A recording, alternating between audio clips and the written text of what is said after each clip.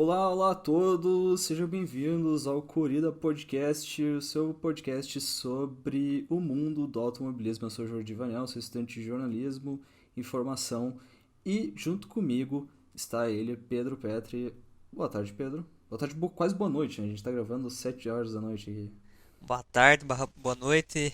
É um prazer estar em mais um episódio do Corrida e vamos comentar aí sobre o fim de semana e as questões que assolaram o Spa-Francorchamps, né? Esse vai ser um especial, praticamente, porque a gente está voltando. Eu tive bastante tempo aí cobrindo as Olimpíadas e agora as Paralimpíadas também, tô fazendo essa cobertura. E não tive muito tempo de fazer o corrido. Durante muito tempo a gente não teve muitas etapas de esporte a motor, então a gente decidiu por dar uma folguinha, né? E por não ter muita coisa para falar. E aí já faz uma semana que eu não tô conseguindo me organizar aqui, mas essa semana eu não podia deixar de falar, né? Não podíamos deixar de falar o que aconteceu lá na Bélgica, tá?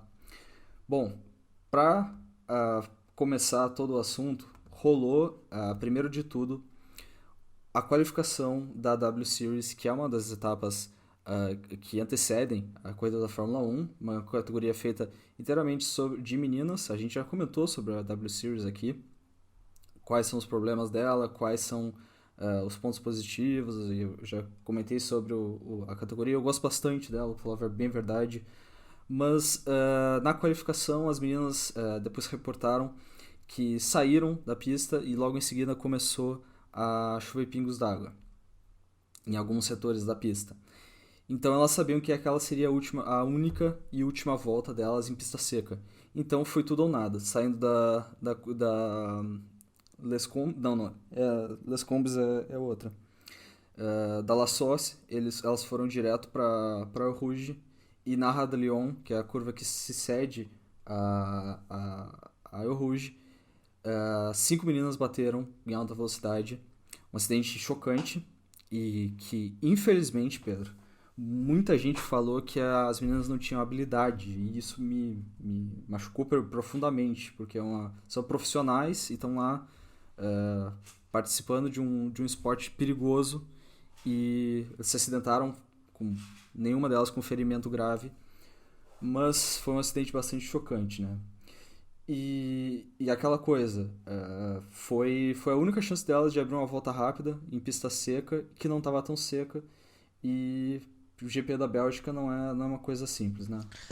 Sim, a saída ali da El Rouge barra Radlon é uma saída de pé em baixa, né? E se vem muita gente junto, é muito suscetível a ter acidentes, né?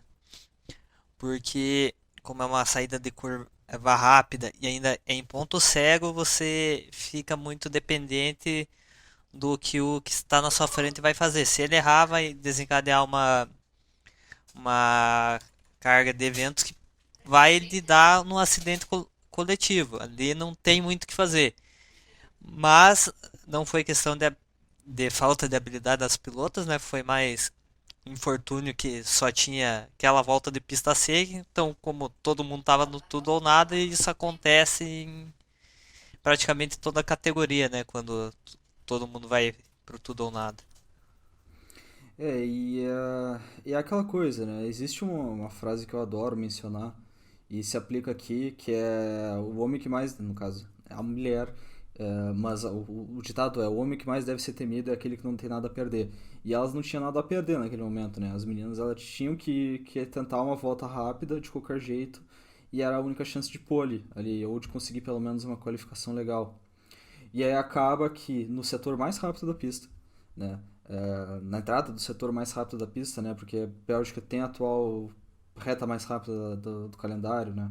E é logo depois da Rouge Radalion, que é aquele setor que é uma subida de uma montanha, elas vão tentar extrair o máximo possível do carro. E aí beliscou a zebra, como foi muito mencionado na transmissão, né, da Rede Bandeirantes, isso devo é, prezar, assim, que foi muito bem que eles fizeram.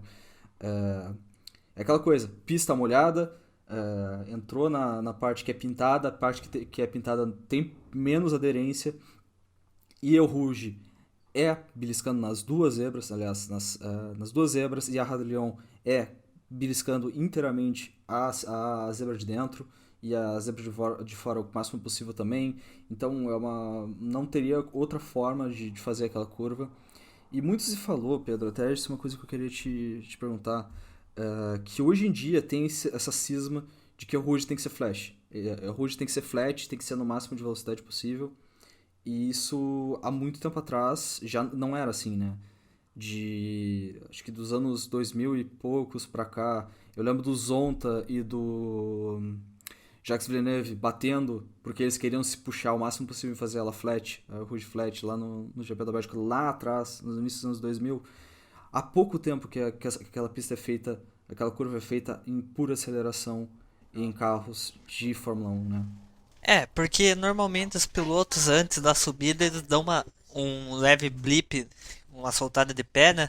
Para evitar que eles façam a curva tão carregada e tenha acidentes, né? Ela é possível de fazer flat, mas não é recomendado. Tipo, eu acho que só se você tiver num Fórmula 1 mesmo, porque a quantidade de downforce aí é gigantesca, né? Então daí você é capaz de fazer El Rouge Radion de pé embaixo, mas mesmo assim não é recomendado, ainda mais se você tiver alguém perto de você ali, porque é uma curva de saída de ponto cego e como é rápida, a tendência é de dar algum incidente. E já tivemos vítimas, né, ali que foram feias, né? O próprio Stefan Beloff em 85 e mais recente o Tony Hubert. Então, Recentemente mesmo, é, né? E até uma coisa que infelizmente a gente tem que ler isso, que tem uns ignorantes na internet que acham que o perigo tem que existir, né? E é uma balela de uma forma tão grande que a pessoa, por ela estar trabalhando, ela tem que estar expondo a sua vida em risco, mais ainda, né? Porque aqueles meninos e meninas estão andando a mais de 200 km por hora facilmente cada curva, sabe? Então, e as pessoas querem ter mais risco que isso. Então, teve gente que falou que o risco tem que existir da Rouge, teve gente que falou que a velocidade da Rouge tem que ser diminuída, né? E aí se volta geralmente nesse assunto do Antônio Rubier, que piloto promissor, era amigo do próprio do Charles Leclerc, do Albon, que não está no mais Gasly. na categoria, do Pierre Gasly, que depois prestou sua homenagem, botou flores no ano anterior, no ano de 2020, lá no setor. Então, o risco já existe lá, e eles estão na margem fina naquela curva. Agora, o que vai ser feito, né? A gente lembra de 95, né? Logo após a morte de Senna, muitas pistas foram alteradas. E a equipe a equipe nada, desculpa. A pista de El Rouge foi uma daquelas que foram alteradas. E foi a primeira vez que a pista de Spa-Francorchamps, na El Rouge, existiu uma chicane, né, em 95. 94. E foi ainda em 94, já não era 95. Porque existiram inúmeras alterações em várias pistas, né? E não só. Lógico, depois a pista de Imola foi modificada, teve mais uma chicane ali perto da região do lugar onde se acidentou a Ayrton. E agora vai ficar, a gente vai ficar tipo refém, né? Daquela situação. Ou continua aquela Fórmula 1 que o pessoal se diz ser raiz da El Rouge sendo feita em pé quase embaixo, pé cravado e com grande elevação, ou vai existir talvez uma repavimentação ou uma talvez abertura ali na área de escape. Eu não consigo pensar em uma outra solução. É que ali um lugar meio complicado, né? Porque como falamos na linguagem popular, um banhado, não tem muito para onde expandir as áreas de escape, né? E daí como já se provou que uma chicane não faz muito sentido ali, né? Porque Daí você reduz muito a velocidade numa descida que já é arriscado, né? Porque às vezes pode faltar freio, alguma coisa assim. Então ali se torna muito complicado mexer. Eu vejo que ali é mais da percepção do piloto, né? Se tem que tomar a noção que não é para arriscar, né? Então, se você vai dividir a El Rouge Radillon com alguém, vá com calma, porque senão você pode acabar não só com a corrida, mas com a vida de vocês dois, né? Então, E isso é uma coisa que também existe. As pessoas cismam em passar na Rouge, tá? É uma curva que é extremamente rápida, tá? E existe a chance de passar. E faz pouco tempo botaram três lado a lado numa corrida de GT na Rouge, não sei se tu viu essa daí. vi. Cara, eu fiquei horrorizado, porque a saída da Rouge, bem que o Pedro falou, é um banhado, tanto que o Rouge significa Rio Vermelho em francês. Gente, não tem como expandir muito ali, é uma região montanhosa. Spa-Francorchamps um dia foi uma pista de rua, tá? Hoje não é mais, mas um dia foram estradas onde circulavam carros normalmente, né? E a curva da Rouge, ela não tem muito como expandir mais do que aquilo. O que eu tenho medo é que. Lembra que teve as enchentes lá na Bélgica há pouco Sim, tempo atrás? Inclusive atingiu a região da Alemanha e outros países da sim. região. Desde que existiu essa enchente e a Spa-Francorchamps ficou abaixo d'água em grande parte dos seus setores, existe um medo de que tenha tido alguma coisa aconteceu ali na pista, tá? Eu ouvi, tá, mas aí é rumor, assim, eu não tenho como cravar quem que falou isso, tá? Mas se falou que existe um bump na El Rouge. Aí fica aquela questão, será que vai ter uma repavimentação da El Rouge? Será que vai ter uma diferença de elevação? Será que o que eles vão fazer? Porque alguma coisa, todo mundo já falou, alguma medida deve ser tomada, tá? Alguma coisa vai ter que fazer, porque tá tendo acidente toda hora. Uhum. Sim, eu acho que das medidas, o que dá para fazer se fosse o viável, né? Tipo, acho que o mais viável é fazer uma chicane no meio da reta pré ao Rouge. Eu acho que isso seria o mais viável. Sai da La Source, anda um pouquinho e onde seria a entrada da segunda pit lane ali, um pouquinho para frente, faz uma chicane para reduzir a velocidade na reta já. Ou ali no meio, assim, que é onde é um espaço que dá para expandir. Que você indo em direção ao Rouge, no lado esquerdo para lá não tem nada. Seria o lugar onde ficaria a arquibancada móvel. Então você puxa um pouco para a esquerda, faz a chicane ali e daí começa a Rouge mais lenta. Essa seria, eu acho que a solução mais viável se fosse para alterar traçado. Eu particularmente acho que, tipo, boa parte dos incidentes que acontece ali atualmente, com a segurança que os carros têm, é por culpa de piloto.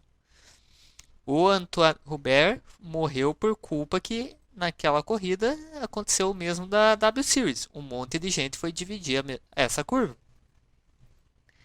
Então, tipo, eu vejo que se você fizer ela com calma e não se afobar, ela não é uma curva que você vai morrer, mas, né, vai dos pilotos.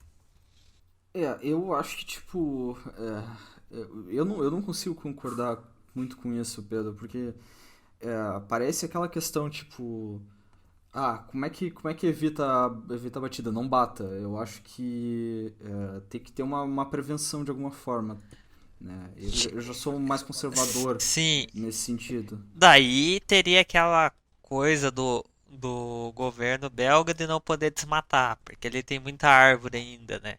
Que é de preservação, essas coisas, para de aumentar a área de escape. Mas ainda acho que aumentar a área de escape não é o problema que resolveria.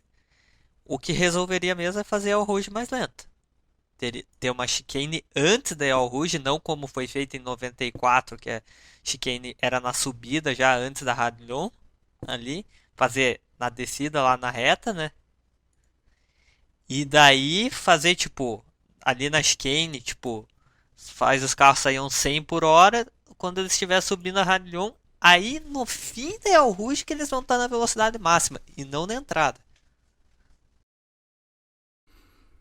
O que pode acontecer pra mim, assim, é talvez um reperfilamento da parte inferior da Rouge.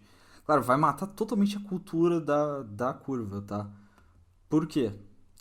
Porque a Rouge sempre foi conhecida por ser uma curva única, né? Não existe nada como ela. A gente for pensar assim, curvas que sobem em alta velocidade, a pé embaixo, com uma grande elevação, ela é única, né? Assim, em nível de ser icônica, assim, de todo mundo conhecer o nome da curva, é um mérito só do circuito de Spa-Francorchamps, tá? Mas, beleza, assim como aconteceu com Peraltada do México, que era uma curva que era feita quase em pé embaixo, de grande arco enfim, era bem mais interessante. Era, de fato. Hoje em dia ela foi reprofilada pelo Hermann Tilke, inclusive. Sim. Ah, podemos pegar também Interlagos, né? Que a própria curva da do Sol ela foi refeita, né? Ela teve seu raio diminuído. Para evitar acidentes, Pra, é, principalmente, né? tipo, a ferradura também foi refeita. Então, tipo, várias curvas já foram alteradas e caíram no,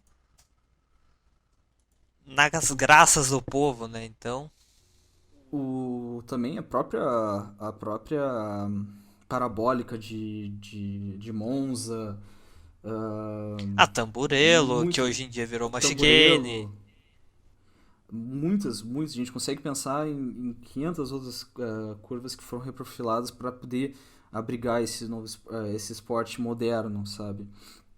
Até o chicane antes da curva do café em Interlagos, que hoje pouco se usa, né? Mas se usa principalmente para as motocicletas, né? Que recentemente também tivemos mortes lá em Interlagos. Mas o que pode acontecer, assim, que eu temo que seja a solução, é ter uma reprofilação completa na Rouge. Sim. Vai matar a história do circuito? Vai. De novo. Porque a Spa já foi modificada. Olha, se foi umas 10 vezes é pouco. Porque Spa já teve, assim, muitas caras diferentes. Spa já foi, Da última, já foi maior que Nordschleife. Sim, Spa era uma pista enorme, envolvia a cidade inteira. Aí depois fizeram essa versão Grand Prix e se você for ver a corrida que era feita nos inícios dos anos 2000 é totalmente diferente de hoje em dia, sabe? A pista mudou muito, a Buzz Stop, que é a última chicane, ela mudou totalmente logo depois ali da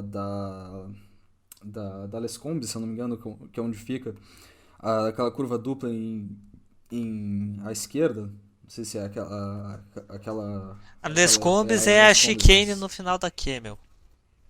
tá. Então eu tô confundindo com a Blanchimont. Blanchimont é Blanchimont é a aquelas, curva final antes da bus stop. essa aí mesmo. A Blanchimont é feito, são duas curvas à esquerda que elas foram modificadas conforme os anos. E também são curvas que são feitas flat, dependendo de Da alguns categoria, carros. né? É. E assim, eu acho que isso vai existir. Descida da Las Fosse. Chicane, eu acho difícil, cara. Eu acho difícil que exista, porque eles querem o mínimo possível de chicanes. Mas, cara, se botarem o Harold Tilke a trabalhar nisso daí, pode ter certeza que acabou. Acabou o circuito de Spa-Francorchamps. Acabou, como a gente conhece. Porque ele vai querer botar alguma coisa muito diferente ali. Ele sempre inovou, assim, sempre quis fazer umas coisas diferentes.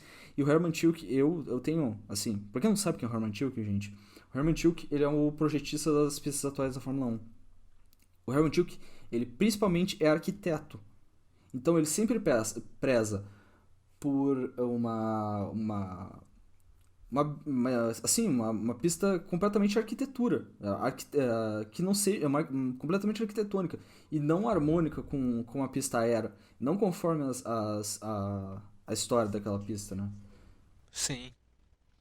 E ele preza também que a estrutura do complexo da pista seja um complexo esportivo, né? É tipo, é ver como o Circuito das Américas, que é uma das pistas mais famosas dele. Tipo, é um complexo esportivo, tá longe de ser um autódromo. E muitas vezes acaba ficando uma coisa que não é agradável, né? O que ele fez no circuito do México eu não gosto, sabe? O circuito Hermanos Rodrigues não é um circuito que me interessa mais, assim, porque eu acho que perdeu totalmente a sua história e eu não quero que isso aconteça com o Spa-Francorchamps. Spa-Francorchamps é uma das pistas mais lendárias que a gente tem no calendário. E ela já é um circuito de primeira classe que pode abrigar a Fórmula 1 há muito tempo, tá? Ela voltou ao calendário no início dos anos 2010 ali, ela teve por fora por um tempo. Mas a gente tem. Quando se voltou o Spa-Francorchamps foi um alvoroço, todo mundo queria aquela pista de volta. Ela, E hoje em ela dia ficou a gente fora em 2006, né? Porque daí quando refizeram a Bus Stop pra quando ficou hoje. e hoje em dia é difícil pensar uma Fórmula 1 sem a Spa-Francorchamps. É um dos berços, todo mundo espera pro fim de semana de Spa-Francorchamps, né? E, inclusive, a gente teve, agora lembrando também, na qualificatória dos meninos, na Fórmula 1, né? A gente teve acidente nos treinos. O Lando Norris bateu também na Hadrian, mesmo setor, já com pneus de chuva, já em pista molhada. E o Sebastian Vettel foi um gesto bravíssimo dele, como nos pilotos antigamente, foi lá, parou o carro do lado para ver se ele estava bem. E já disse, é bandeira vermelha, isso aqui não tem como, tem que ser bandeira vermelha. Eu acho, e que eu volto a bater nessa tecla, que tá perigoso sim. Sim. E eu acho que tem que ter uma modificação. Ah, eu acho que, tipo, esse do Qualify seria evitável com o cancelamento do Q3. Como o Vettel disse, não era pra ter ninguém saído, né? Então, né, não sei por que liberaram, sendo que a chuva no Q3 estava realmente do mesmo nível ou pior do que na corrida, que a gente vai falar agora em sequência. Mas para mim foi completamente um erro da FIA liberarem os pilotos para saírem para o Q3. O Q3 estava impossível de ser guiado. Tanto que as voltas no Q3, tirando a do Verstappen, foram todas acima de 2 minutos, de tão encharcada que estava a pista. Pois assim, pista com muita chuva, aí entra aquele saudosista de novo, né? O piloto de teclado, que acho que sabe muito sobre Fórmula 1, e disse, nah, tem que correr na chuva. Eles são pilotos de alta qualidade, se querem ser piloto, vão ter que andar na chuva. Ahn, Bem, eu lembro de um caso, por exemplo, que tem condições que não dá para correr com tanta chuva, né? E quando tem uma situação onde o próprio piloto diz, ó, não dá para correr, então é porque tá muito ruim, tá? E quando eu falo disso, eu lembro logo Suzuka 2014, pista encharcada, foi 2014, pista encharcada, os pilotos não conseguiam manter a tração, tinham que tentar, estavam em safety car, os organizadores queriam manter a corrida, Tentavam manter os pneus aquecidos de alguma forma. Tinha carro na caixa de brita. Pegaram um caminhão para tirar aquele caminhão grua para tirar o carro. O Jules Bianchi perde o controle do carro tentando aquecer os pneus porque a pista estava impossível de se guiar naquela velocidade de safety car. Ele perde o controle, o carro roda, ele vai para baixo do caminhão e morre. Não dá para correr. Quando o piloto diz que não dá para correr, é porque não dá para correr. Ali em Suzuka 2014 foi um erro que também os organizadores da corrida não quiseram é, adiar a corrida, tanto que o Charlie Watting, depois do pedido dos pilotos, quis que a corrida fosse adiada, mas os organizadores não quiseram, foram seguindo e deu no que deu, né? Então, E aqui fica a indignação com o um dos apresentadores da Bandeirantes, que não é da equipe da Fórmula 1 e sim da equipe do esporte, que queria falar de show que o show tem que continuar, o show tem que continuar. Se ele soubesse um pouquinho mais sobre o que ele está tocando, o que ele está mexendo ali, ele ia lembrar desse caos. Então, se ele tivesse lido um pouquinho os livros de história ou assistido pelo menos uma corrida, ele ia saber disso. E o show deve continuar até um certo momento onde ele é possível, onde ocorre a chance de ter a vida dos 20 pilotos, 22 pilotos naquela época, agora 20 pilotos, vivos no fim da corrida. Tá? Não aconteceu isso com o Antônio Roubier, porque, claro, foi um acidente de corrida, certo?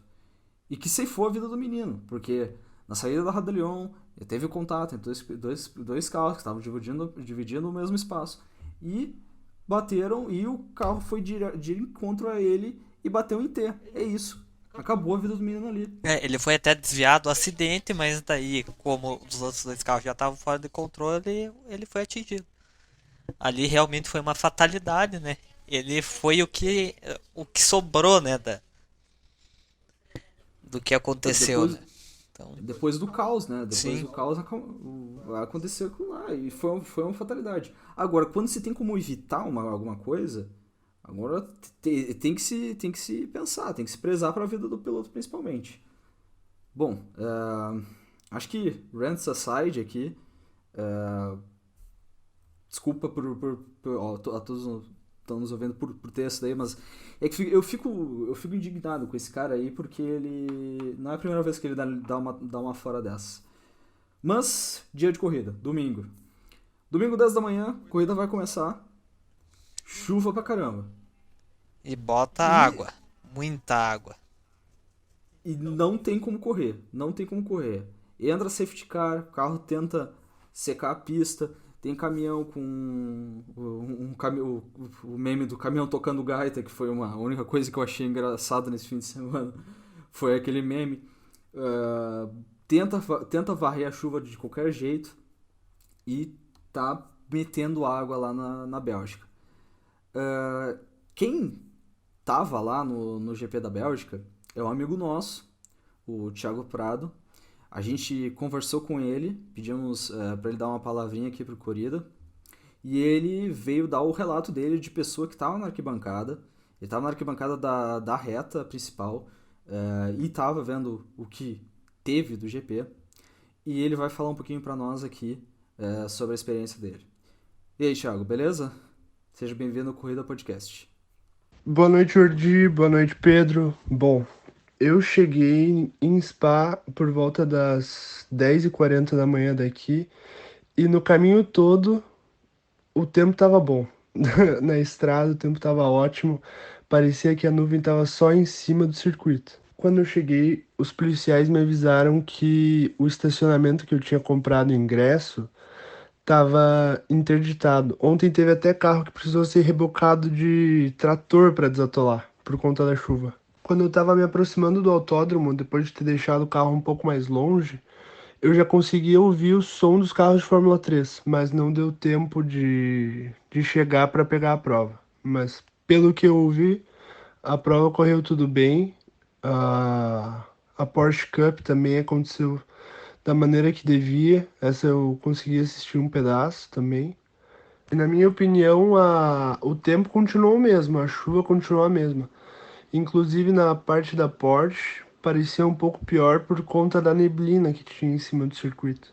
E a maior parte de quem estava no meu setor era torcedor do Max. Todo mundo que você via ou tinha algum boné da Red Bull, um boné do Max ou uma camiseta laranja, algo assim. Até por conta da condição climática, tava todo mundo meio para baixo, meio desanimado hoje.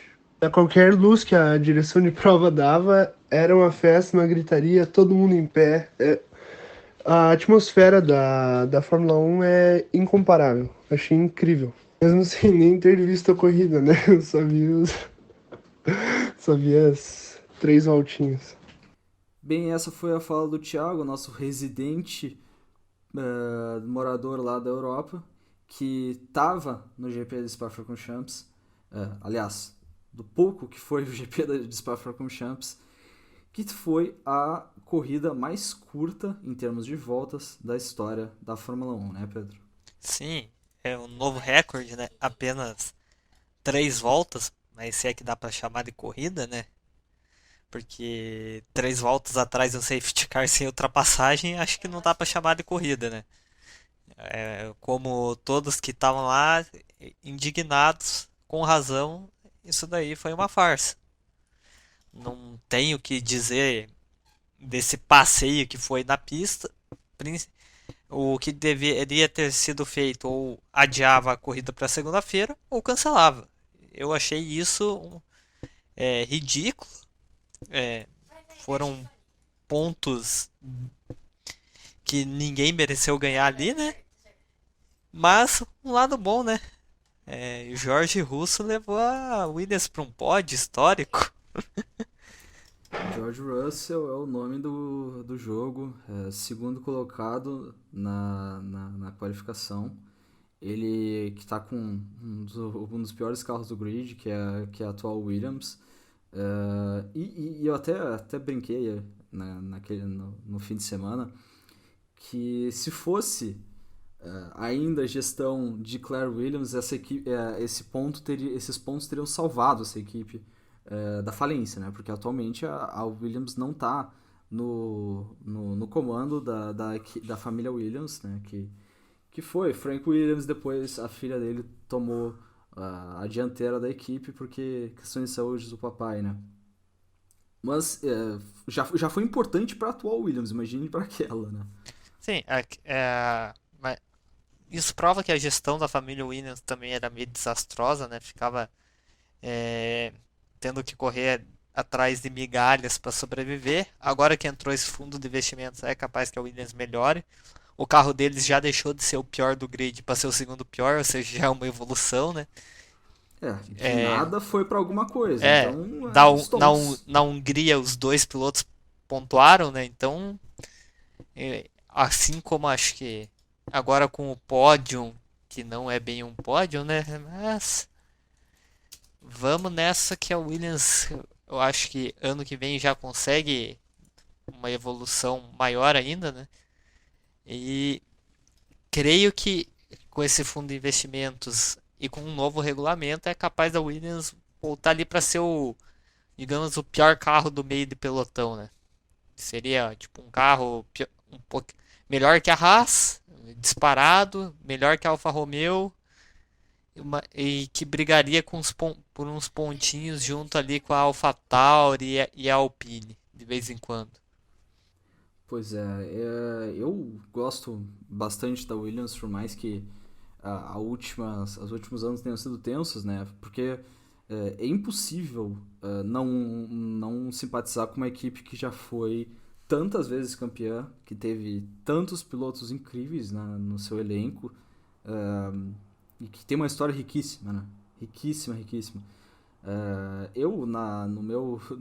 Na minha lembrança principal a Williams BMW, que vem na minha memória, que foi o carro que eu me familiarizei quando eu estava conhecendo a Fórmula 1, conhecendo o esporte, e era aquele carro branco e azul, bonito pra caramba, né? Com os arrojos do Montoya e e o Ralf Schumacher, né? Então, Nossa, era uma equipe incrível, cara. A Williams era assim, era uma equipe incrível e era uma garagista.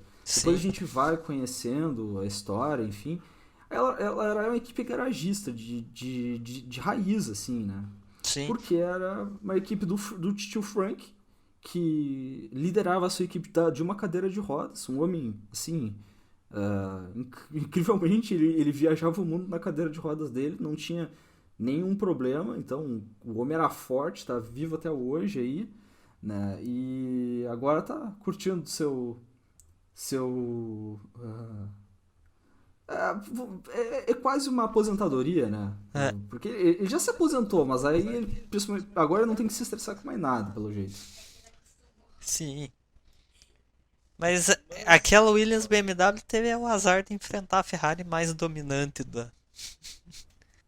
Ah, cara, é foda, né, cara? Isso aí a gente já conversou várias vezes, mas aquela Ferrari lá era impossível mesmo. Mas, voltando a falar do Grande Prêmio, ou do que a gente pode chamar de Grande Prêmio, ou não, né? O que a FIA chamou de Grande Prêmio, né? Melhor dizendo. E me lembra bastante também Indianápolis 2006, que foi 2005. aquela 2005, que foi aquela corrida com 6 veículos apenas, né? Onde teve o protesto da Michelin, onde os pneus estouravam no meio da curva do oval e muito devido à superfície de alta abrasão que tinha sido implementada no circuito de Indianápolis há um tempo anterior, né? E, a Bridgestone tinha parceria com uma outra empresa do lado dos Estados Unidos, já tinha conhecimento, aí levou um pneu que ia resistir, É, alguma a coisa assim, né? Firestone, né? A Firestone é da Bridgestone. E como a Firestone há anos é a fornecedora exclusiva da IndyCar, eles já sabiam como era a superfície do circuito de Indianápolis. Simplesmente chegaram lá com. Porque no mesmo ano anteriormente tinha tido a Indy 500 com essa nova repavimentação e a Bridgestone chegou lá sabendo de tudo do. E que foi uma corrida vergonhosa também, aquele circuito de Indianápolis, aquela pista de Indianápolis, eu não me lembro.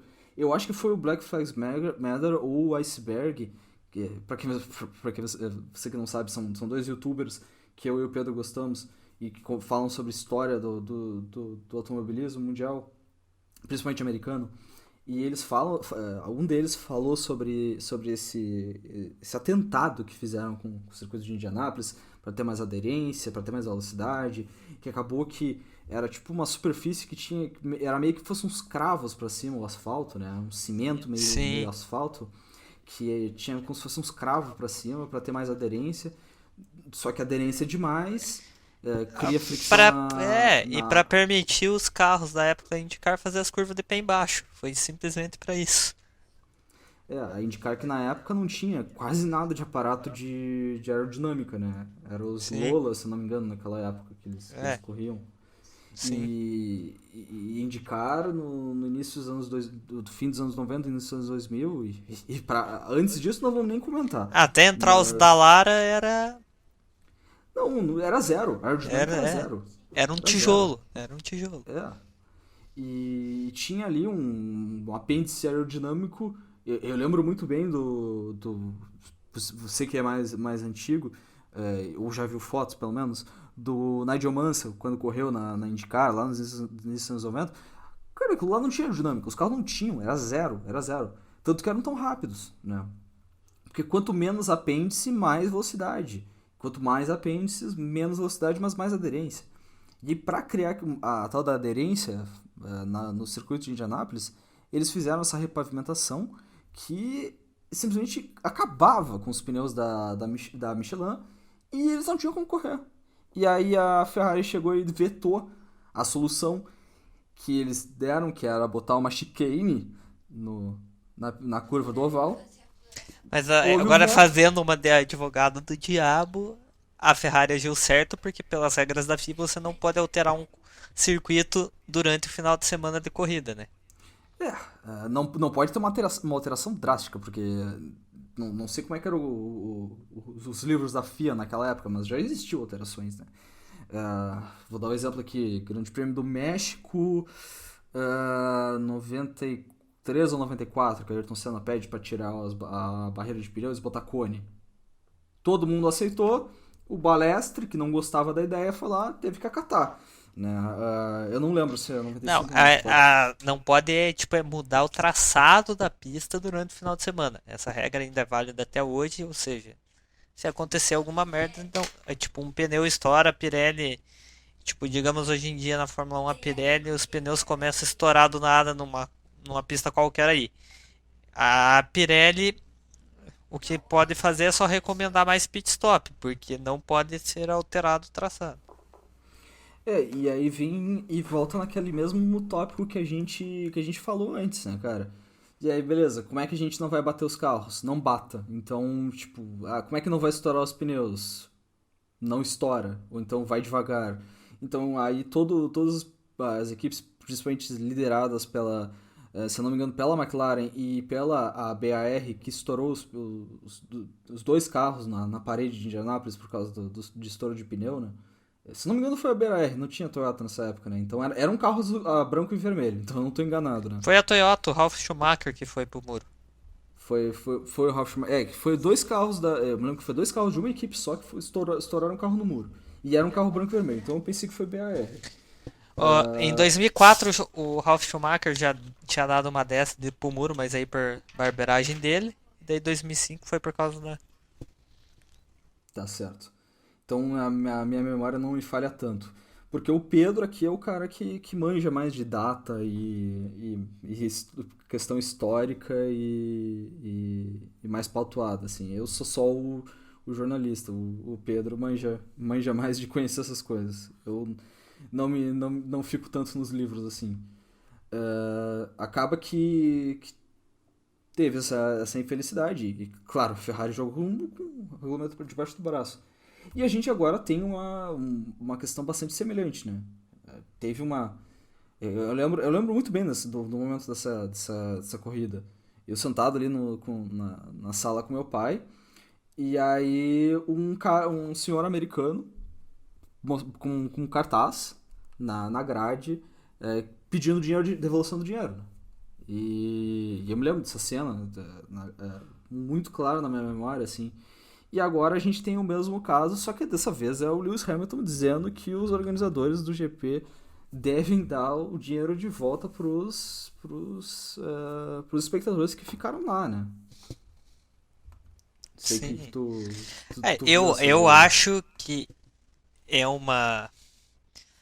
Eu acho que não deveria ser nem os organizadores do evento, mas sim a FIA, porque quem deu a autorização da palhaçada foi o superintendente da FIA, né? Então, acho que cai nas graças da FIA, porque eu acho que os organizadores por eles, o Grande Prêmio seria postergado, né, para segunda-feira, no caso hoje, que por sinal lá tá chovendo bem menos, e teria condições de ser realizada a corrida, né? Mas o comissário geral autorizou a saída do safety car e aconteceu essa palhaçada. E aqui eu até pergunto, eu fiquei com esse questionamento na cabeça. Será que daria para fazer essa corrida na segunda? Ou será que já não tinha passagem comprada e tudo mais? Porque o circo da Fórmula 1 ele vai tudo em comboio praticamente, É, né? E sem tudo datinha é, marcada. pelo triple header que tem, né, que agora é Zandvoort daí e Monza, creio que não daria para ser adiado, então cancelava a prova e reembolsava quem pagou para ver e não teve nenhuma corrida que possa ver, né? Então, Tu não teve o teu produto, tu pagou por um produto, né? Tu está lá, praticamente tu tá pagando por um produto, que é assistir o Grande Prêmio. É que nem sim, se tu se fosse ele num não show. acontecer, ou comprar uma coisa na internet, se não chegou, tu Exatamente. pede, ou chegou quebrado, pede reembolso. Seria isso. Teria que pedir reembolso. E você levantou bem essa questão, né? Como tem o triple header, eu acho que não teria tempo hábil de fazer a corrida, no caso hoje, porque os caminhões das equipes já devem estar nesse momento até em Zandvoort já. E é muito pertinho uma coisa da outra lá, né? E a Europa é facinho de fazer esse transporte, mas é um transporte muito custoso, né? E cancelar eu acho que seria muito, muito comprometedor também, né? Agora, dia 5, domingo, a gente tem a Holanda, Zandvoort, né? Circuito novo no calendário, né? A primeira vez que a Fórmula 1 volta lá desde 1985, né? Então, esse é o único medo que eu teria, assim. Será? Porque a gente já viu quantas vezes isso, Pedro? Chegar na corrida da NASCAR, por exemplo, choveu. Bom, não tem como correr oval na chuva. É fisicamente impossível. O que acontece? Adia. Adia. O dia seguinte tem a corrida. O fã tem o direito de entrar no estabelecimento com o mesmo pacote, tá? Ele pagou, ele pode assistir. Claro, a tendência é que seja menos gente, porque é segunda-feira. Só que tem gente que consegue ir, o pessoal vai e assiste. E Porque ele normalmente pagou vai na corrida quando tá nas férias, então consegue. e tudo mais. E é um. Pô, tu pagou, tu vai querer assistir. E geralmente é no circuito local, enfim. Eles vão lá e tem o seu produto. E vão e assistem a corrida. E ficam perto lá dos pilotos que eles são fãs. Agora, o que aconteceu, o que eu vejo que aconteceu, assim, foi que tem, novamente, a FIA sendo muito fria e muito errada, tá? E porque existe, por exemplo, eu tava vendo um pessoal falando nas 24 horas de Le Mans, que aconteceu agora há pouco, que a gente não vai comentar por motivos de força maior, por ter acontecido essa hecatombe no automobilismo mundial, e enfim, a gente não vai falar do que aconteceu na última quinzena. Ah, o pessoal falando assim, bom, teve corrida no WEC no Japão, os japoneses no meio da chuva, ficaram lá no meio da chuva esperando a corrida tivesse condição de acontecer, tá? Eles ficaram lá por horas, e eles adiando a corrida, adiando a corrida, adiando a corrida. Bom, não teve a corrida. O que aconteceu? Os organizadores do WEC chegaram para eles e disseram: bom, querem conhecer. Claro, devido a restrições de Covid, hoje em dia não poderia acontecer. Querem conhecer os pilotos? Beleza, sessão de autógrafo. Tá aqui, todo mundo que tá aqui parado, todo mundo tá aqui na pista, entra, sessão de autógrafo com os pilotos. Simples. Deu um produto pro teu espectador que tava lá, que tava na chuva. Porque agora, o que aconteceu, assim, pelo menos, tu não dá nada em troca. Nada. Nada. E A conhecendo pessoa. a nossa a organização da Fórmula 1, não vai ter reembolso para ninguém, né? Que tanto que no Grande Prêmio lá de 2005 dos Estados Unidos, o reembolso partiu da Michelin, não partiu de nenhuma parte organizacional da prova. Então, creio que vai se repetir isso que aconteceu antigamente. E a FIA sendo fria, né? Porque eu até penso no Thiago, cara. O Thiago chegou e falou pra nós: mas, gente, eu sinto que eu ziquei a prova. A gente capaz pelo Thiago. Até o pessoal zoando, não, vai pra Rússia, por favor, pra não ter o GP da Rússia. Mas, brincadeiras à parte, pô, o Thiago não mora na Bélgica, né? Ele não mora na Bélgica. Ele pegou a estrada, pegou o carro, foi até a Bélgica, passou por uns perrengues danados, ficou debaixo da chuva, ouvindo os fãs do Max Verstappen no ouvido dele, lá todo o tempo, né? E não teve nada em troca. Viu 3 voltinhas. 3 voltinhas e um monte de voltas de safety car. E é complicado, cara. Olha, eu nunca pensei que eu ia ter que fazer um podcast só explicando por que que rolou esse negócio, por que que a gente tá indignado, por que que acontece isso. E justo no GP, que é um dos que a gente tem mais expectativa, né, Pedro? Sim, é que GP da Bélgica sempre dá corrida boa, né? A pista de Spa, por ser uma das poucas pistas no calendário atual digamos assim, que são old school, permite que os pilotos Raiz. tenham mais agressividade também, né? Porque não é uma pista, digamos assim, artificial, né? E tem 4 ou 5 pontos de ultrapassagem, pelo menos. O Max Verstappen acho que consegue passar em qualquer curva lá, né? Eu acho que o Eu único falo ponto isso. de ultrapassagem que eu acho que pro Max Verstappen que não existe em Spa é a El No Rouge. box. Ou no, ou no box. No Acho que até no box. box ele passa, se duvidar. É, porque, pra você que não tá entendendo por que esse meme aqui, porque o Max Verstappen, ele treina aquela pista constantemente no simulador também. Mas ele fez umas ultrapassagens na época que ele tava no início ali da carreira dele, na Fórmula 1, no circuito de Spa, acho que tava até molhado, ele fazia por fora a Blanchimont, passava por fora, uns negócios absurdos, assim.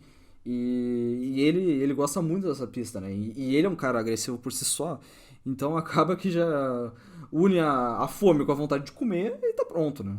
E também, fora que é uma das pistas que tem ponto de ultrapassagem, sabe? Que falta na Fórmula 1, falta muito. Né? A gente tem tanta pista chata hoje em dia que é um sopro, assim, ter o Spa. É literalmente um spa pro espectador, né? Sim, e como é uma das poucas pistas que o Herman Tilke não meteu o dedo, ela ainda tem aquela característica de ser uma pista de alta velocidade em vários trechos, né? Até nas curvas. Normalmente as pistas do Herman Tilke ficam variando de curvas lentas para curvas de média velocidade. E as curvas de alta velocidade você vê onde que o piloto tá tirando ou ganhando tempo. O cara da frente tá perdendo tempo e o de trás ganhando tempo pela diferença do traçado. Se ele é capaz de arriscar mais numa curva de alta velocidade ou não. E também é uma pista técnica por si só, né? Sim, né? Tem curvas, assim, algumas das curvas mais desafiadoras do calendário estão lá, né? Propriamente a Rouge é uma delas, mas eu lembro daquela. Eu não sei qual é o nome daquela curva que é. Logo depois, tem ali as combis, tem uma à direita, e depois tem um setor que são duas ou três curvas para a esquerda lá. Que é uma delas é uma curva dupla. Que é na E eu, descida lá. em descida. Eu não É lembro o nome daquela curva. a Purron, que daí vai pra chicane lá embaixo. Isso. E tem aquele setor, assim, tem que ser muito bom pra guiar lá. E tem que ser muito bom pra guiar Spa. E com essa consequência dessa corrida na chuva e todo o acontecimento, o piloto que ficou com a volta mais rápida foi o Mazepin, que é o pior piloto da corrida da Fórmula 1, com certeza, sabe? E ele vai Ah, ganhar, mas vai ter.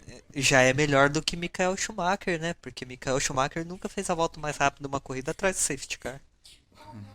É brabo, né, cara? O cara É é monstro. brabo. O cara é monstruoso. Como é que Quem pode, que é cara? George Russell perto de Mazepin? Contrate ele. Lógico que a gente tá falando de meme, tá, pessoal? Porque ele não tá Ele nos tem que sair superando. fora da Fórmula 1 quanto antes. É, por favor, por favor. Mas é muito triste isso, sim, de pensar que. Eu não sou do conceito de que, bom, meu fim de semana foi acabado. Vai pra longe. Mas que a gente fica decepcionado, fica. O meu fim de semana foi acabado por outra coisa que aconteceu no Rio Grande do Sul, mas isso não é papo para um podcast de automobilismo. A gente fala aqui de outro esporte, né? Eu não vou comentar de fim de semana ruim, porque o jogo do meu time foi no meio da semana, porque eu torço pra um time de Série B, que é o Brasil de Pelotas. O Pedro, e eu sou jornalista e tô falando isso, porque é o meu time do coração. E o Pedro gosta de um time que tem umas certas três cores lá em São Paulo. E E que acaba e tá que. numa draga desgraçada. Nem me fale. Nem me fale. Se você acha que tá mal, imagine que eu fui roubado pelo primeiro jogo que teve VAR no Brasileirão Série B. O meu time foi roubado na cara dura. Mas Roubado. voltando ao automobilismo, né? Não vamos ficar. Voltando.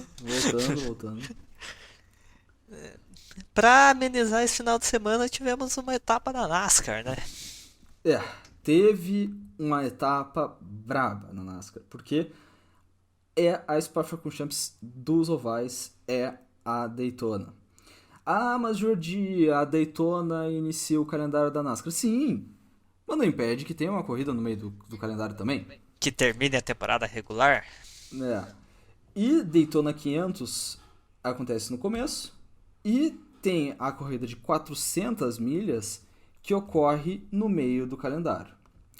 E ela também é uma corrida muito importante, né? Como o Pedro mencionou, que ela fecha o calendário regular e leva a ver quem são os pilotos do playoff da Cup Series e também da Xfinity Series. Ah, Pedro, queres começar falando alguma coisa da NASCAR? Foi uma corrida padrão Daytona, né? Big Ones e Big Ones, né? É consequência de Super Speedway, né? Pista de altíssima velocidade, o contato é inevitável, né? Porque tem o arrojo dos pilotos e vai acontecer a batida. O Big One é inevitável. É. Mas assim, no mais foi uma corrida boa. Tivemos várias trocas de posição. Tivemos vencedores diferentes nos três estágios, né? Acabamos com um top 5 nada tipo costumeiro da NASCAR, né? E muito devido também, porque a gente teve Penske ganhando, né? E a Penske não, a equipe Penske não tá nos seus melhores dias, né? Mas a gente lembra que as corridas de Super Speedway, elas são chamadas de plate races, de plate tracks. Os Super Speedways são tão rápidos, mas tão rápidos, que eles usam umas placas restritoras, agora não mais no carburador, né? Porque já são injetados os carros. A placa restritora na própria borboleta de admissão do motor, né? Então, E aí acaba que entra menos ar no motor, principalmente, assim. E quando entra menos ar, quando respira menos motor, traz menos potência. E isso faz com que algumas equipes que são de meio fim de pelotão, ou então tendem a ter bons resultados em corridas que tenham dependência muito do vácuo, elas tendem a ir para frente. Elas tendem a ganhar mais posições. E muita gente gosta de assistir Super Speedway por causa disso, porque gosta de ver o seu piloto favorito na frente, né? Tendo chances e brigando por posições. E essas corridas também trazem muitas zebras. Só que eu não vou considerar, Pedro, eu não vou considerar a Penske como zebra, tá? não, Por pensa quê? que é uma da, é a Big, tá no Big Three da NASCAR, né? Que é Hendrick, É, Penske e Joe Gibbs. que são aí a gente já tem Chevy, Ford e Toyota, são as Toyota. principais, tá? As principais equipes, as principais marcas, montadoras, né? Pra você que não sabe, os chassis eles são similares, eles são na mesma geometria, Cada é, equipe é responsável por construir seu chassi, mas e os tem que ser a mesma motores vêm, especificação. mas os motores vêm das montadoras. E aí são essas equipes que montam os motores, que produzem esses motores, e aí que vira. O seu carro é um Chevy porque o motor vem de tal fábrica. Então é a equipe que tem parceria com a Chevy, e aí na bolha do carro, que é o que eles chamam de sheet metal, tem ali marcado Chevrolet. Camaro. É, Camaro, e entre muitas aspas. que aí não é um Camaro, mas ele tem semelhanças com um Camaro de rua. O mesmo, só tem ali a aparência e não é o mesmo carro, de forma alguma. Né? E a Ford e sim, eu chamo de Ford como um americano porque eu cresci ouvindo assim, e não porque eu sou americano de forma alguma, mas porque o pessoal aqui da minha região chama de Ford e não de Ford. E a Toyota estão com mais dificuldades do que a Chevy nessa temporada. E a gente já comentou aqui no Correio do Podcast por Os que, motivos que levaram a Chevy voltar a dominar. que o Pedro agradece. Só agrinha pra ele porque só agradece porque a Chevy é a favorita dele. Né? Eu, como sou o zicador e gosto da Ford e gosto muito da Penske, fiquei feliz. Porque a Ford, nos últimas voltas ali, faltando. Eu não sei o número exato de voltas, mas acho que faltando umas 30 e poucas voltas, Pedro. Todos os Ford que estavam na briga entraram pro pit. Procedimento padrão, tá? Porque geralmente em Super Speedway, o que acontece, pessoal? Entram. E isso já é recente, essa estratégia das equipes colaborarem umas com as outras, principalmente corrida de Super Speedway. E Porque principalmente as equipes de mesma marca, né? e antigamente era cada um por si, mas hoje em dia existe essa cooperação, a gente já falou por que isso acontece. Entra os Chevys, entra os Toyotas, entra os Fords, e eles sabem as voltas que eles vão entrar. Aí deu-se uma situação que a equipe da Ford chegou e as equipes da Ford chegaram e acho que existiu um consenso ali de, vamos esperar um Big One? Vamos.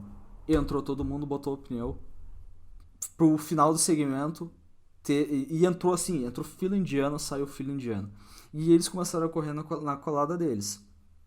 O que aconteceu?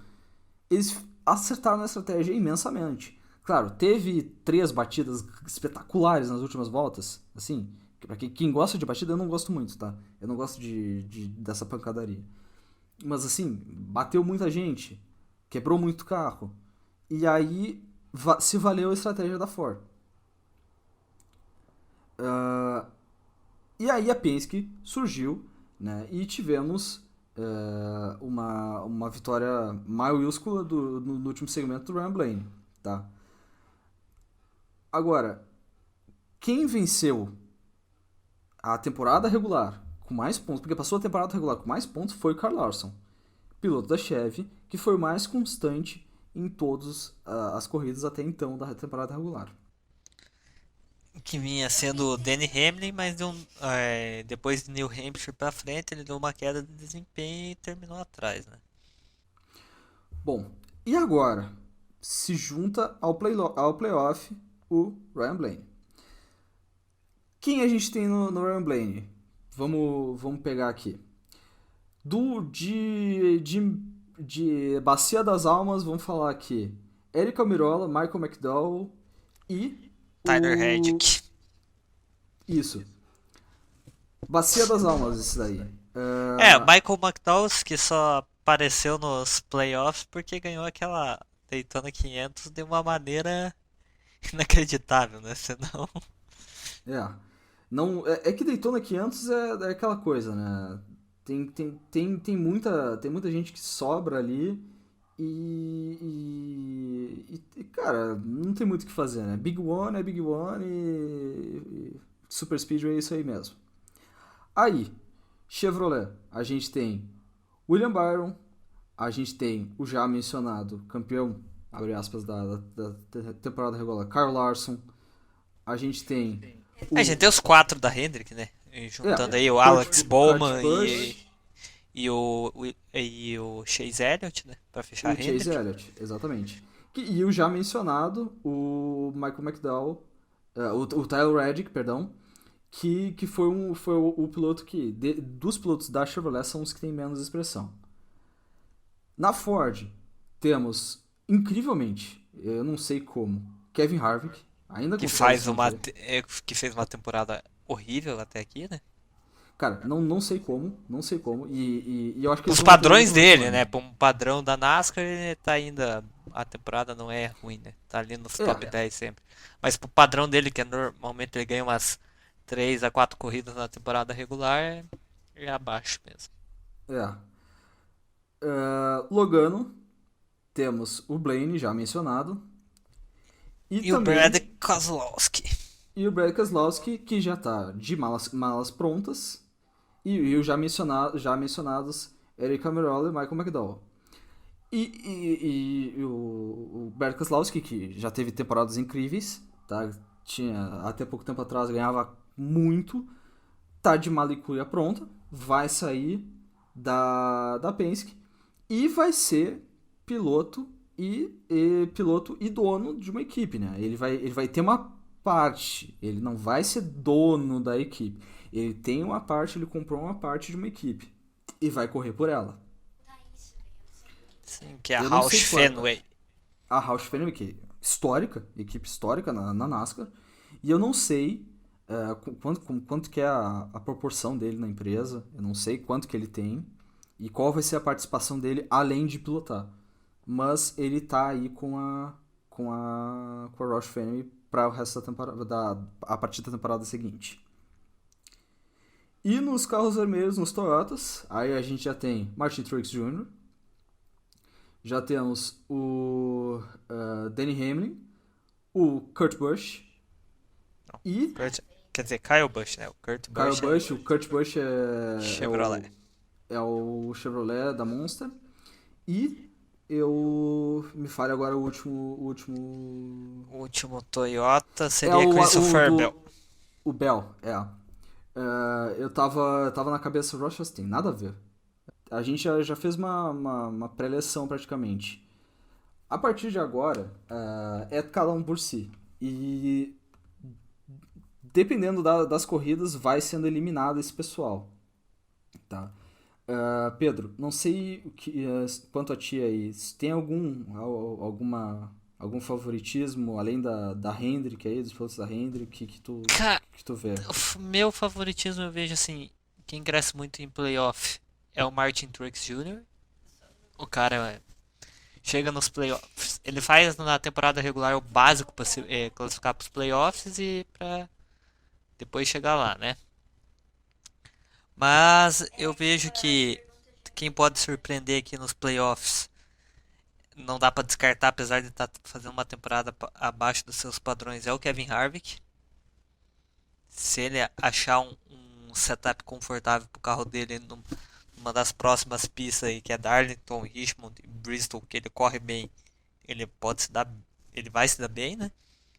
E temos também, que não dá para ignorar, é Kyle Busch, né? Kyle Busch e o atual campeão Chase Elliott, né? Ele é outro que faz o básico na temporada regular e cresce muito nos playoffs. E o Elliott, ele tinha, até o ano passado pelo menos, bastante facilidade em circuitos de 1 milha e meia, né? A gente tem bastante desses circuitos agora, né? Como tu mencionou. Darlington, Richmond e Bristol são pistas mais curtas. É. Las Vegas, Daí a Las Vegas, Talladega, que é a única que foge dessa uma que milha, é uma milha e meia. Super Speedway, né? É. Las Vegas é 1 milha e meia, aquelas cookie cutters. Aí depois a gente tem Charlotte, que é Road Course, que é o Roval. Não é o único circuito mais que vira para direita no calendário pós calendário regular, nos playoffs, né? Da gente tem Texas, que é outra de uma milha e meia. Kansas, que seria Martinsville quase duas. E nem Martinsville, que é short track, e Phoenix. e Phoenix, que é a final, né? Eu acho que para chegar aqui no finalzinho com Kansas, Martinsville e Phoenix, tudo vai se afunilar em Charlotte. Porque as quatro últimas etapas, elas limitam os últimos pilotos, assim, quem sobra dos playoffs. Chegou em Charlotte, vai mudar totalmente de figura. Porque Charlotte Motor Speedway Roval, a gente já falou aqui sobre os Rovals. Inclusive a gente vai fazer um especial NASCAR com as pistas novas e que entraram e o que a gente vai fazer ainda, pretendemos fazer. Cara, principalmente se chover, vai ser um bom banho aqui. Roval é completamente banheira do Gugu, cara. Né? O ganhador das últimas duas edições do Roval é o Sr. Chase Elliott, né? Ele gosta de uma piscina mista, né? Então, eu acho que é capaz de ele chegar ali como favorito e ele definir a vaga para final ali, né? Tá, e tu consegue botar aqui um Championship 4 aqui de preleção? Tu consegue pensar em alguma coisa? Cara, o Larson, ele, tipo, ele é o favorito, querendo ou não, mas eu ainda vejo ele como uma incógnita em playoff, né? Ele apareceu muito pouco. Ele apareceu muito pouco em playoff, né? Então acho que agora o bicho pega, né? Ele se provou na temporada regular como o mais regular, né? Mas eu vejo assim um Championship 4, eu vejo não dá pra tirar essa temporada o Kyle Busch, que voltou do ano passado muito ruim para um ano excelente. Eu colocaria Kyle Busch, Truex Jr., É, talvez dos four, o Ryan Blaney, né, que tá correndo muito bem, e o Larson. Seriam os quatro primeiros que estão ali. Não vejo muita diferença. Mas como tem o famoso Roval, Chase Elliott pode garantir seu ticket para final ali, né? Eu botaria assim, quem eu acho que vai pro Championship 4. Eu botaria Chase e Kyle, com certeza. Seriam, pra mim A não tem dupla da dúvida que Hendrick esses, tá forte, né? cara, não tem dúvida que para mim que os dois vão brigar muito, né? E claro, para mim é muito difícil, seria muita zebra um dos dois não ir pro Championship 4. Pra quem não sabe, Championship 4 são os quatro últimos do playoff que definem quem vai ganhar o campeonato no fim. E aí vem ou o Truex ou o Kyle, ou um ou oito, ou o outro. Tá? Eu não colocaria os dois no Championship 4. E da fora, eu não sei se eu. Além do. Além. Cara, pra falar a verdade, eu iria assim, ó. É que tirando o Blaney, eu vejo assim que os four desempenharam muito abaixo. Muito abaixo. Muito abaixo. Falou tudo. Cara, eu vou botar Truex e vou botar aí o Caio, o Kurt Busch. Kurt Busch, não Caio. Kurt Busch. Truex e Kurt Busch. Não vou botar o Buchinho, vou botar Três o Chevrolet na chão final. velho. É, eu vou botar três Chevrolet e um Toyota. Não vou botar nenhum Ford. Eu acho que não, cara, não vejo a Ford com bons olhos É, nessa temporada, não. tipo, eu quis botar um for, mas acho que se for seguir mais essa lógica, eu acho que na minha opinião seria Chase Elliott, Kyle Larson, Truex Jr. e o Kyle Busch. Dois Chevrolet e dois Toyota. Que são as duas melhores montadoras nessa temporada, né? Basicamente a minha escalação aí. Mas como é playoff, tudo pode acontecer, né? Os 16 que estão no playoff vão fazer de tudo pra passar, né? Então, Tem sempre zebra, cara. Tem sempre zebra em coisa de playoff. Sempre um ganha do nada e vai e se garante uns pontinhos a mais. E por isso que é bom, cara. O playoff dá uma emoção a mais. E é muito gostoso assistir o playoff da NASCAR, sabe? É muito, bastante é, emocionante. eu não vejo nada certo, mas é que nem ano passado, né? Ninguém esperava Chase Elliott campeão. Ninguém esperava mesmo. Era um dos carros mais fracos do playoff e o menino foi e buscou, cara. Era uma temporada que foi dominada, 2020 foi dominada mais ou menos por Toyota e algumas vezes algum Ford em algumas corridas tinha a presença do Chase principalmente, mas ele não foi o grande piloto da temporada. Mas ele ganhou. Ele ganhou o campeonato e tem 100% do mérito dele. Agora ele tá com o melhor equipamento do grid, talvez, que é o Chevrolet da Hendrick, que tá espetacular. E ele e o Kyle Larson estão mostrando assim que vieram a serviço e tem muita coisa ainda para fazer. Então acaba que, para mim, esses dois assim são garantidos. Caso aconteça alguma coisa, por exemplo, Charlotte Roval, primeira volta, tá os dois na frente, vem, sei lá, o Michael McDowell, cara, uma strike. E aí joga todo mundo pra fora, perda total nos dois carros. Pode acontecer, cara. Pode acontecer pra caramba. Tem muita chance, tem muita oportunidade de dar zebra. Mas, cara, se você que tá ouvindo aí quer dar o seu pitaco de Championship 4, a gente tem tempo ainda. Tem bastante tempo ainda pra falar. Então basta mandar um e-mail pro coridapodcast@gmail.com. Por enquanto, é o nosso único meio de acesso de conversa com vocês. A gente tá enviando aí nos vídeos pro YouTube, tentando fazer alguma coisa.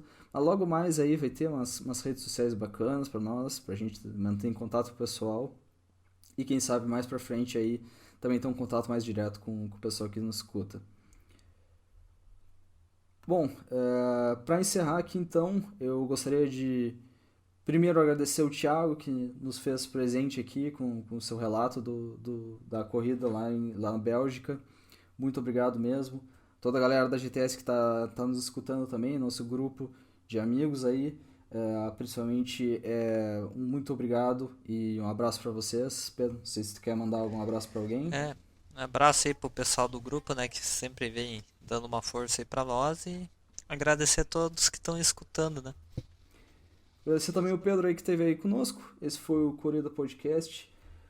Primeiro do mês de agosto. Sim, na última semana de agosto eu tô gravando, a gente tá gravando, vai ser uma semana de agosto aí que não teve nada aqui no nosso programa por causa de Olimpíadas, por causa de motivo de força maior. Espero que vocês entendam aí. Eu tive bastante ocupado com todo esse processo aí das Olimpíadas e Olimpíadas é de 4 anos, né? A gente tem que, no caso, os últimos 5 anos, né? E corrida tem praticamente todo fim de semana. Eu tinha que aproveitar, foi uma oportunidade assim única para mim cobrir as Olimpíadas e estou bastante gratificado. A todos que ficaram até aqui conosco, nosso muito obrigado e até mais.